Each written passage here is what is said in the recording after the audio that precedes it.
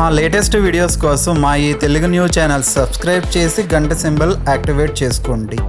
రేపు మంగళవారం ఏకాదశి. ఏకాదశి అనేది ఒక పవిత్రమైన రోజు. మంగళవారం ఏకాదశి రావటం చాలా విశేషం.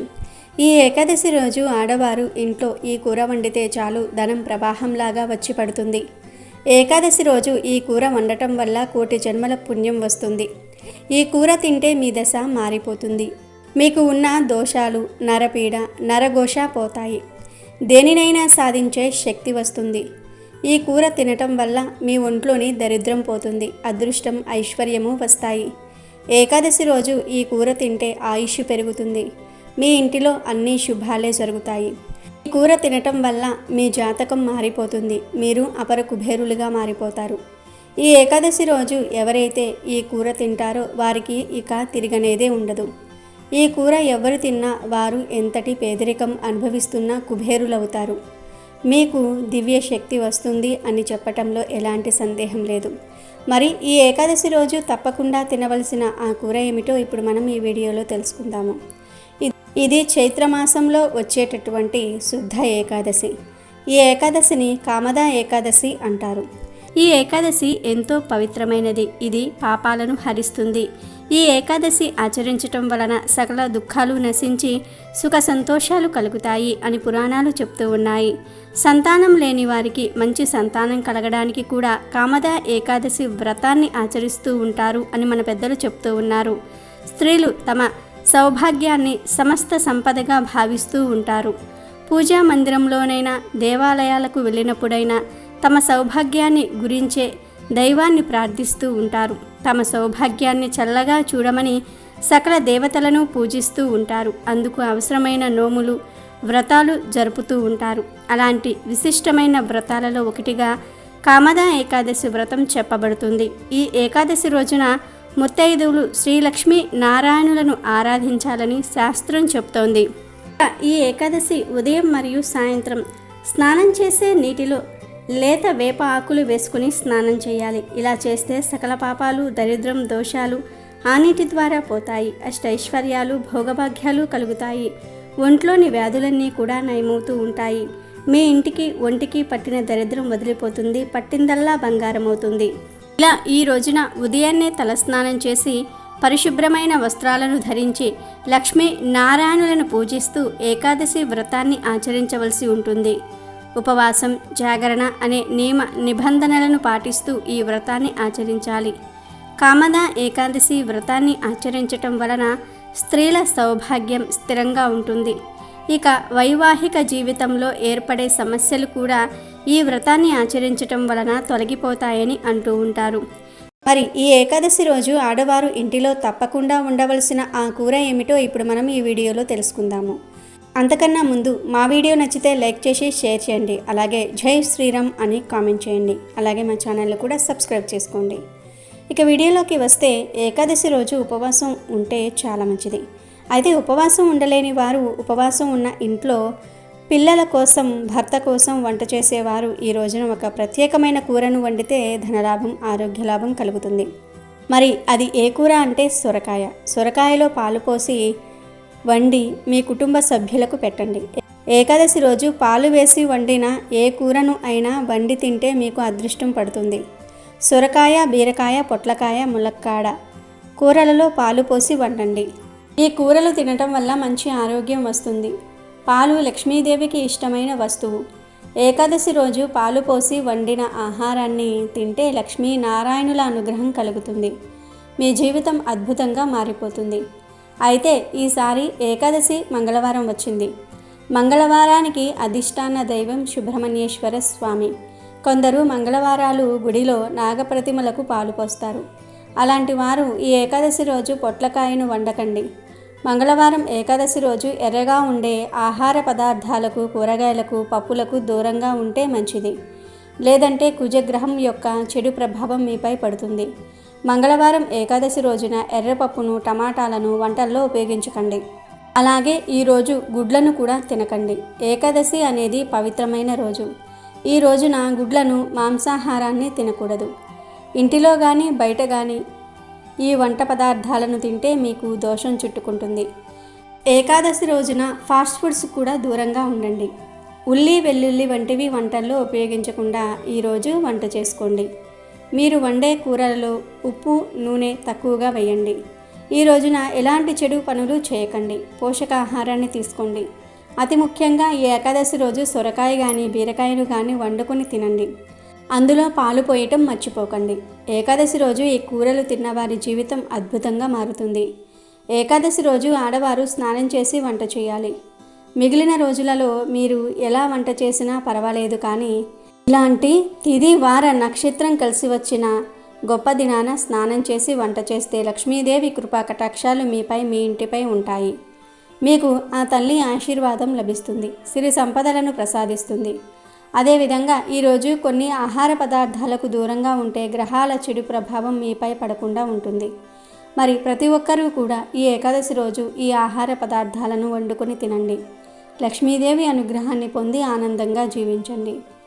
ఇక ఈ ఏకాదశి విశిష్టత గురించి, ఈ ఏకాదశి వెనుక ఉన్న కథ గురించి ఇప్పుడు మనం తెలుసుకుందాం. ఈ కథను విన్నంతనే జన్మల పాపాలు పటాపంచలవుతాయి. ఈ పవిత్ర కథ గురించి ఇప్పుడు మనం తెలుసుకుందాము. పాండవులలో పెద్దవాడైన ధర్మరాజు శ్రీకృష్ణుడితో ఇలా అన్నాడు.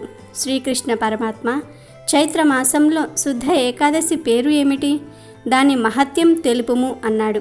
దానికి శ్రీకృష్ణుడు, ధర్మనందన, పూర్వం దిలీపుడు కూడా వశిష్ఠ మహామునిని ఇలానే అడిగాడు.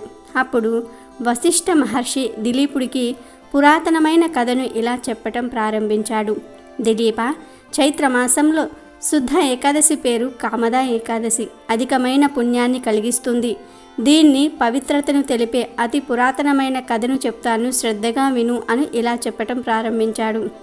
దిలీప, ప్రాచీన కాలం యందు బంగారపు రత్నములతో అలంకరింపబడిన మనోహరమైన భోగిపురం అనే ఒక పట్టణం ఉండేది. ఆ పట్టణాన్ని పుండరీకుడు అనే ఒక మహారాజు పరిపాలిస్తూ ఉండేవాడు. అతను గంధర్వ కిన్నెర అప్సరసల చేత సేవింపబడుతూ ఉండేవాడు. ఆ పట్టణంలో లలిత అను పేరుగల అప్సరస ఉండేది.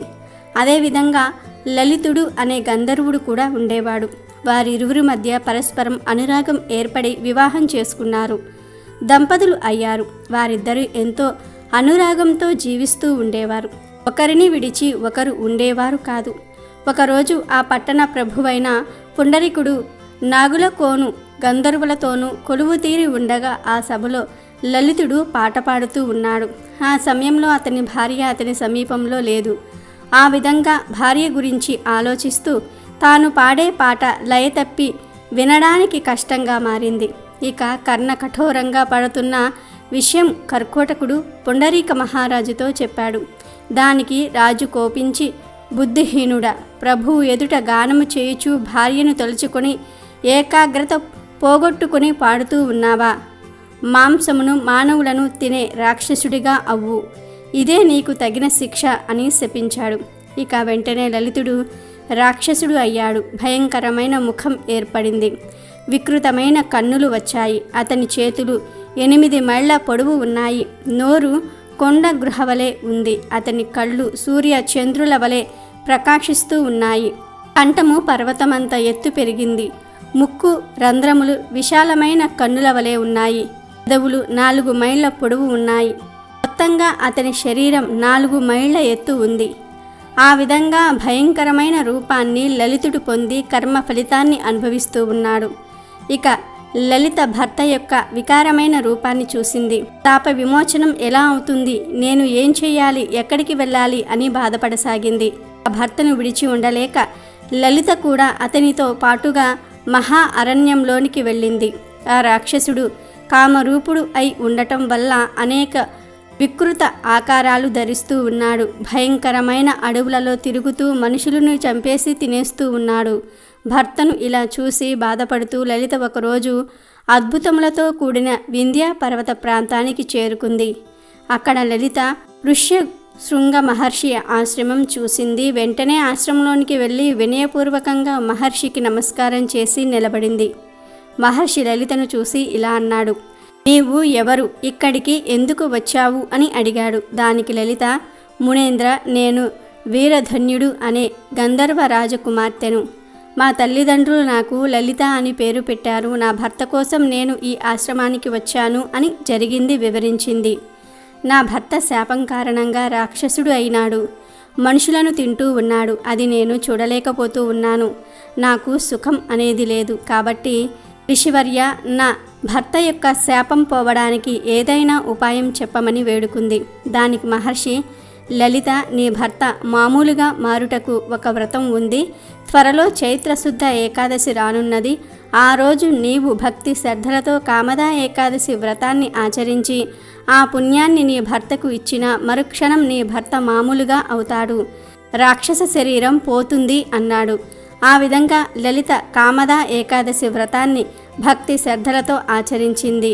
దాని యొక్క పుణ్య ప్రభావం వలన నా భర్త యొక్క పిశాచ తత్వం తొలగిపోవుగాక, రాక్షస తత్వం నశించుగాక అంటూ ఆ పుణ్యాన్ని తన భర్తకు ధారాదత్తం చేసింది. ఆ విధంగా పుణ్యాన్ని ధారపోసిన వెంటనే తన భర్త మానవుడిగా మారిపోయాడు. అతని పాపాలన్నీ కూడా నశించాయి. పూర్వం వలె అందమైన గంధర్వుడు అయ్యాడు. ఇక వారు ఇరువురూ కూడా కలిసి సుఖంగా జీవించారని దిలీపుడికి వశిష్ఠ మహర్షి వివరించినట్లు శ్రీకృష్ణుడు ధర్మరాజుతో చెప్పాడు. మనం తెలియక చేసే పాపాలన్నీ కూడా ఈ ఒక్క ఏకాదశి రోజు మనం ఆచరించే వ్రతం, ఉపవాసం వలన పోతుంది అని పురాణాలు చెప్తూ ఉన్నాయి. అలాగే ఈ కామదా ఏకాదశి రోజు ఓం నమో నారాయణాయ నమః అనే మంత్రాన్ని ఉదయం 5 సార్లు, మధ్యాహ్నం 5 సార్లు, రాత్రి పడుకునే ముందు 5 సార్లు నియమంగా జపిస్తే అష్టైశ్వర్యాలు కలుగుతాయి. జన్మల పాపాలు పోయి కోటి జన్మల పుణ్యం కలుగుతుంది. ఈ కామదా ఏకాదశి రోజు తులసి ఆకులతో శ్రీ మహావిష్ణువును ఆరాధిస్తే పాపాలన్నీ కూడా తొలగిపోయి అఖండ ఐశ్వర్యం సిద్ధిస్తుంది. కనుక ప్రతి ఒక్కరూ కూడా ఈ కామదా ఏకాదశి రోజు ఈ చిన్న చిన్న పనులను చేసి దరిద్రాన్ని తొలగించుకొని సంతోషంగా జీవించండి. అమెజాన్లో బెస్ట్ డిస్కౌంట్స్ కోసం వీడియో డిస్క్రిప్షన్లో లింకు ఉంది, చూడండి. అలాగే మా టెలిగ్రామ్ ఛానల్ సబ్స్క్రైబ్ చేసుకోండి.